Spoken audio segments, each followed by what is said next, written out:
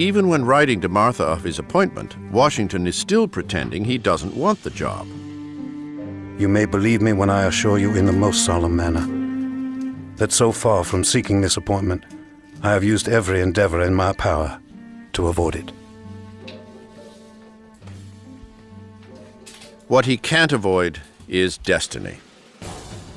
He takes the job for no pay and prepares to leave for Boston to take on the strongest army in the world, not yet knowing that all hell has already broken loose up there in a place called Bunker Hill.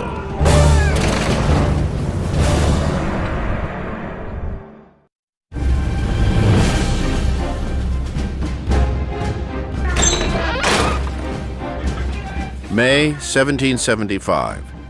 The rebels' capture of Fort Ticonderoga turns up the pressure on the already beleaguered British commander Thomas Gage. Back in the French and Indian War, 2,000 British soldiers lost their lives seizing Fort Ticonderoga, and now Gage has lost it to the Americans. In London, King George is furious that Gage's superior forces have failed to control the colonists. I am of the opinion that when once these rebels have felt a smart blow, they will submit. And no situation can change my fixed resolution, either to bring the colonies to a due obedience or to cast them off. King George III. No more reasoning, no more legislating. The colonies will come to their senses or face a show of force unlike any they have ever seen. Gage is dismissed. He is too weak, too tolerant. To replace him, the British command sends its 3 best generals to bring the colonies to heel. These are England's best and brightest military men, who become known as the Triumvirate of Reputation. General Henry Clinton, American-born, a competent soldier, but socially inept, a man referred to even by himself as a shy bitch. General John Burgoyne, vain and ambitious. One popular English writer gives him the nickname Julius Caesar Burgonius. And General William Howe, an experienced military man who came to appreciate America's British colonials while fighting alongside them in the French and Indian War. These 3 supporting generals were brought in essentially to supplant Gage, and it became a kind of personal contest between these 3 men as to who would take Gage's position as commander-in-chief in America. Howe is the odds-on favorite, but an odd choice to take over the command in America. A political liberal, he opposes the king's policies in the colonies and had once vowed not to fight against his English countrymen there. General William Howe was opposed to the war.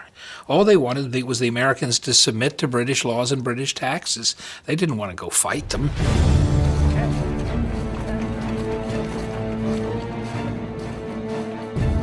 Boston, June 16th. In the months since Lexington and Concord, rebel militia in the hills around Boston have laid siege to the city, trapping the British and their loyalists inside.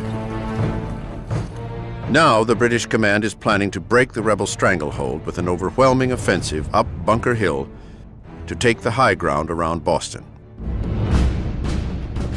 But the colonials are a step ahead of the British. Spies have slipped the British plans to the rebels. Up in the hills, regimental commanders from Connecticut and Massachusetts lead their men to fortify Bunker Hill, then decide to move 1 hill closer to Boston on Breed's Hill. There, they dig in for a British attack.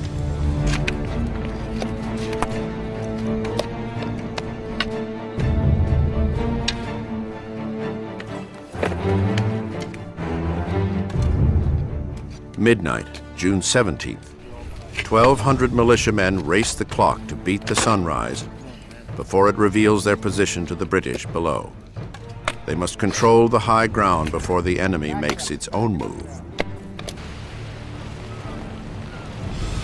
At daybreak, the sleeping British ships in Boston Harbor spot the militia positions and sound the alarm. All of Boston awakens with a start.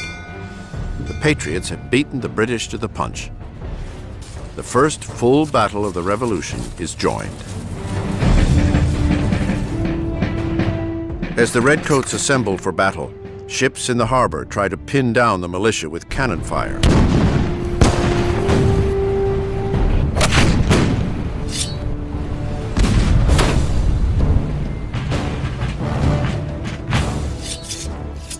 Under the command of General William Howe, lines of British soldiers, their bayonets at the ready, climb the hill without any cover. Easy targets for a man and musket that can shoot straight. The British are convinced that they can form up in line, and despite taking casualties, instill in the Patriots fear of a professional, disciplined force of regulars, and demonstrate to the Americans that this is madness trying to oppose this army. Twice, Howe's men charge up Breed's Hill. Twice, they are repelled by the militia.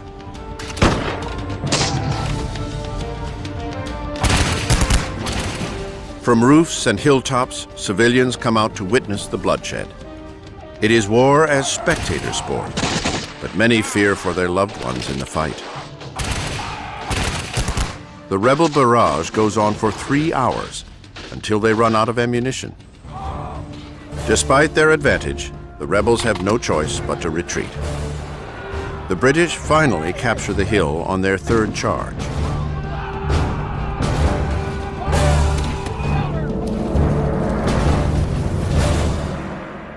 But the ground is strewn with red-coated bodies. The new commander now realizes what no one in faraway England could possibly understand. This is not a rebellion. This is war. When I look to the consequences of it, in the loss of so many brave officers, I do it with horror. The success is too dearly bought. British General William Howe. The British pay a horrendous price for their victory at Breed's Hill, which erroneously but permanently becomes known as the Battle of Bunker Hill, after the original target. 1,000 of the 2,300 British soldiers, nearly half, are dead or wounded. The Americans lose 271 men out of 1,600. In defeat, the colonists have won. A paradox that over the next 6 years will come to characterize the Americans' bloody war for independence. Bunker Hill was a defeat, of course, for these colonists. But they inflicted such heavy losses on the British that it makes them a little cocky. That was the best trained, most professional army on earth, and look at the damage we did to them. It really gives them way too much confidence. In the days following the Battle of Bunker Hill, even as Congress begins to provide for a continental army, the delegates make one last attempt at reconciliation with Britain. They send the king what they call the Olive Branch Petition, respectfully requesting that he grant the North American colonies autonomy within the British Empire. Like all communication that crosses the Atlantic, it will take months for an answer, and General George Washington can't afford to wait to build his army. He alone holds the keys to liberty or to death.